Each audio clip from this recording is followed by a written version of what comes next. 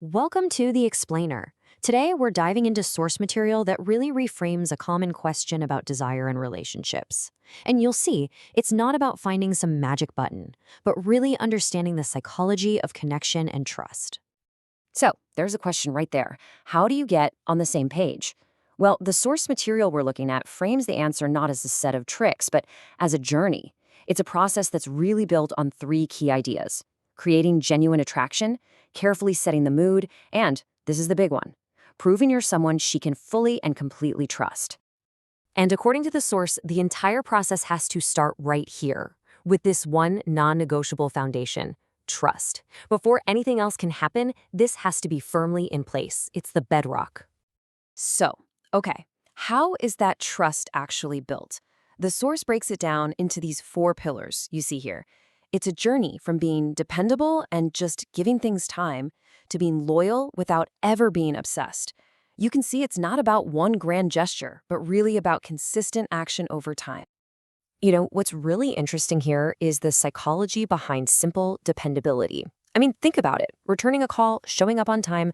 The source suggests that a common fear is that a partner will just become unreliable after intimacy. Well, these small, consistent actions are the antidote.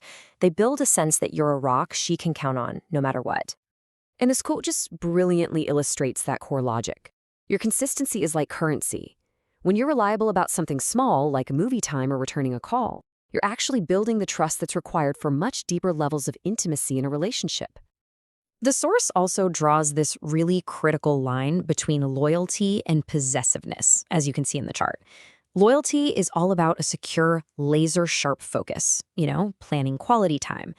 But possessiveness, that's about control, smothering her, trying to see her 24/7. One builds trust, and the other, well, it just pushes her away. Okay, so with that foundation of trust in place, how does it actually translate to real life? Well, the focus now shifts to the everyday actions, all those small, consistent ways you treat her well. And again, what I love is that the source really emphasizes the practical stuff. We're not talking about grand, complicated gestures here. It's the simple, consistent things, like being considerate, cleaning your space, or planning a thoughtful date, that really show you care about her as a whole person. I mean, take this example. The source is super clear about the why behind cleaning your space. It isn't just about hygiene, right? It's a powerful nonverbal signal. It shows respect for her and for any shared experience you might have there. Now, speaking of those romantic dates, a reader poll within the source article turned up a really telling number. So here is the crucial point. It's not about how much money you spend or how fancy the restaurant is. The overwhelming goal of a romantic date, at least from the reader's perspective, is the quality of the connection you built. That's it. And the source makes this really powerful connection here. Being attentive to her emotional state when you're just talking or hanging out, that builds her confidence that you'll be just as attentive and caring during moments of physical intimacy. It all links together. So, with trust established and daily kindness as the norm, we arrive at that final stage discussed in the article: how to create a romantic atmosphere respectfully and build anticipation in a really natural way. The process that's outlined here is, you'll notice, very methodical and respectful, and look where it starts, with responsibility, with being prepared. From there, it moves into setting the scene, initiating contact slowly, and most importantly, paying close attention to her reactions at every single step.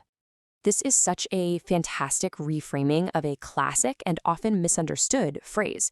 The source defines playing hard to get not as manipulation or playing games, but as a demonstration of self-control, which itself can be a very attractive quality. The source also stresses that when the moment feels right, you don't need some elaborate, corny line.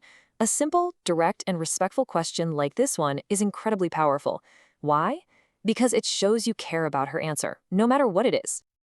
Now, the source article is absolutely unequivocally clear about the single most important rule that underpins everything we've just discussed. This is the non-negotiable golden rule: consent is everything. And let's just be perfectly clear on the definition that's provided.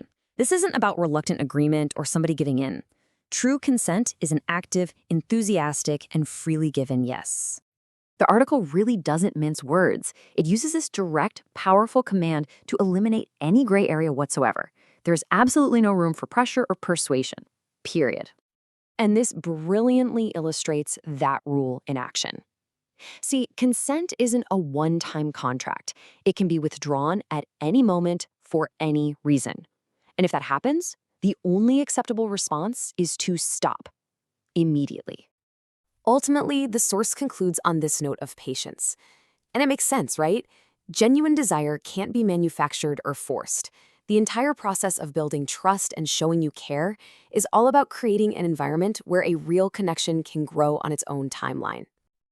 And that really leaves us with this final crucial question. All the advice in this article points to a fundamental shift in perspective. It really challenges us to move away from viewing intimacy as a goal to get and towards seeing it as the natural outcome of a connection you build together.